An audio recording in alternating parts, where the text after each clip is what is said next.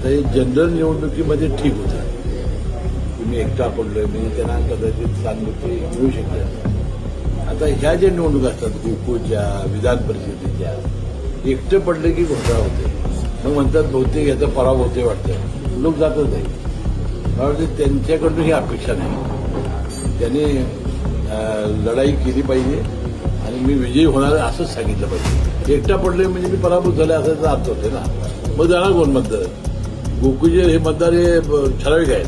सगळ्या ठाकरे बंधू एकत्र यावेत किंवा आम्ही एकत्र यावे सगळ्यांच्या सदिच्छा आहे. आता त्याचा मूर्त कधी असेल त्याचा सगळ्या नेते मंडळांना माहिती आहे. कधी एकत्र जमलेला आहे, काय नेमकं कारण आहे? स्थानिक स्वराज्य संस्था निवडणुकीच्या अनुषंगानं आहे की नेमकं काय? नाही, आता मी जेव्हा पालकमंत्री होतो त्यावेळेला महिन्याला तिन्ही पक्षाचे सगळे पदाधिकारी बसून होतो. अनेक विषय आहेत. जिल्हा नियोजन मंडळाचा निधी आहे, समित्या नेमायच्या आहेत, जिल्हा राज्यस्तरीय, त्यानंतर स्थानिक स्वराज्य निवडणूक आहे. हे सगळे आहेत. या निवडणुकीचा आज काय विचार होणार नाही, परंतु बाकीचे विषय आहेत त्याच्यावर चर्चा होण्यासाठी आज बैठक बोललेली आहे असं समजतं. साहेब, राज्यामध्ये कोरोना 4 ते 5 लाखांची आकडेवारी समोर येते. काय आढावा तुम्ही घेतला?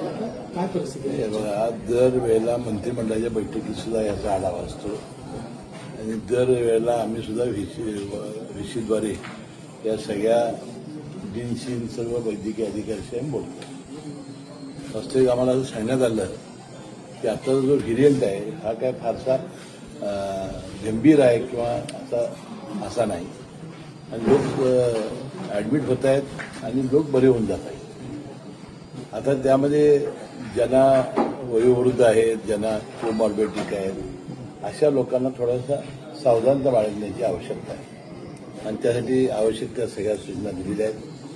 सगळ्या शासकीय इस्पितळामध्ये कोरोनाचे वेगळे वेगळे वॉर्ड करण्यासाठी पहिल्यासारखी त्या सूचना देण्यात आलेल्या आहेत. मला वाटते कशाचीही चिंता कोरोनाच्या बाबतीत जनतेने करण्याची आवश्यकता नाही. साहेब, मोखाड्यामध्ये वेळेत अँब्युलन्स पोहोचली नाही, म्हणजे 8 तास वाट बघून सुद्धा अँब्युलन्स पोहोचली नाही. पुण्याच्या गर्भवतीच्या गर्भामध्येच एका बाळाचा मृत्यू झाला. ते छोटंसं गर्भ घेऊन तो तिचा वडील 90 किलोमीटर पोलीस स्टेशनमध्ये गेला, दवाखान्यामध्ये गेला, तरी त्याला कोणी मदत केली. एकूण या व्यवस्थेसंदर्भात याच्यामध्ये मी आता उत्तूर या गावामधून आलो. मी याची माहिती घेतलेली नाही, पण ते सार्वजनिक आरोग्य विभागाचा विषय असेल म्हणजे सार्वजनिक विभागाचे मंत्री महोदयाने याची माहिती घेतली असेल आणि योग्य ते कारवाई करतील. सुप्रियाताईंनी आज दोन्ही राष्ट्रवादी एकत्र येण्यासंदर्भातले संकेत दिलेत. पाऊस पडल्यानंतर रेनकोट घ्यायचं की छत्री घ्यायचं ते ठरवू म्हटले. एक प्रकारे सकारात्मक चर्चा चालू झालेली आहे का? कारण कार्यकर्त्यांची भावना आहे की दोन्ही राष्ट्रवादी एकत्र यावे. आता बघा, सगळ्या ठाकरे बंधू एकत्र यावेत किंवा आम्ही एकत्र यावे सगळ्यांच्या सदिच्छा आहेत. आता त्याचा मूर्त कधी असेल त्याचा सगळ्या नेते मंडळांना माहिती आहे. आम्हाला काय अजून तशी कल्पना देण्यात आलेली नाही. आम्हाला आमचे सिस्टीमच्याकडून काही माहिती अजून देण्यात आलेली नाही. योग्य वेळेला तुम्हाला लगेच कळेल. ती ब्रेकिंग असेल की एकदम ब्रेकिंग देणार की चर्चा करून नाही, त्याचं काय मला माहिती नाही. तो निर्णय नेते मंडळी घेतात. शिवसेनेचं जिल्ह्यामध्ये आणि शेजारच्या जिल्ह्यामध्ये ऑपरेशन टायगर चालू आहे. अगदी त्यांनी साध्या नैवेद्य सोडलेलं नाही. अशा पद्धतीची काय निवडणूक राष्ट्रवादीमध्ये सुरू आहे का की जास्तीत जास्त आपल्याकडे चांगले नेते आहेत? ऑपरेशन टायगर वगैरे असं असत नाही. कार्यकर्त्यांना समजावून देऊन, कार्यकर्त्यांना दिलासा देऊन या निवडणुकीत आम्ही तुमच्या मागे कसं उभं राहणार हे सांगून त्यांचं मनपरिवर्तन करून मग आमची पक्षात येण्याची मोहीम आहे. सतेज पाटील काल गडिंग्लजमध्ये म्हटले की जिल्ह्याच्या राजकारणात मी एकटा पडलो. भावनिक साथ कार्यकर्त्यांना घातली. तुम्ही जवळचे मित्र आहात. तुम्ही काय नेमकं या सतेज पाटलांच्या त्यांचं आज वाचलं आहे. आता हे जनरल निवडणुकीमध्ये ठीक होतं. तुम्ही एकटा पडलोय म्हणजे त्यांना कदाचित सहानुभूती मिळू शकते. आता ह्या ज्या निवडणुका असतात गोकुळच्या, विधान परिषदेच्या, एकटं पडले की घोटाळा होते. मग म्हणतात बहुतेक याचा पराभव होते वाटतं, लोक जातच नाही.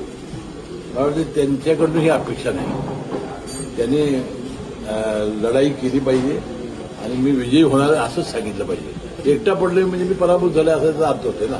मग जाणार कोण मतदार? गोकुळचे हे मतदार हे ठराविक आहेत, ते फार हुशार आहेत. आता एकटाच असेल तर बघायचं कशाला इकडं विधान परिषदेला मी एकटाच पडलं मग ह्या काय उपयोगच नाही असं होईल ना ते. पण साहेब ते असंही म्हणाले की समविचारी लोकांना सोबत घेऊन काम करायचं. ठीक आहे ना. बघा, राजकारणामध्ये आता त्यांची महाविकास आघाडी आहे, आमची महायुती आहे, आपापले सगळे पक्ष घेऊन आम्ही लढणार. थँक्यू. अशाच नवनवीन अपडेट्ससाठी डिजिटल कोल्हापूर चॅनेलला सबस्क्राईब करायला विसरू नका. आमच्या फेसबुक, इन्स्टालाही नक्की फॉलो करा.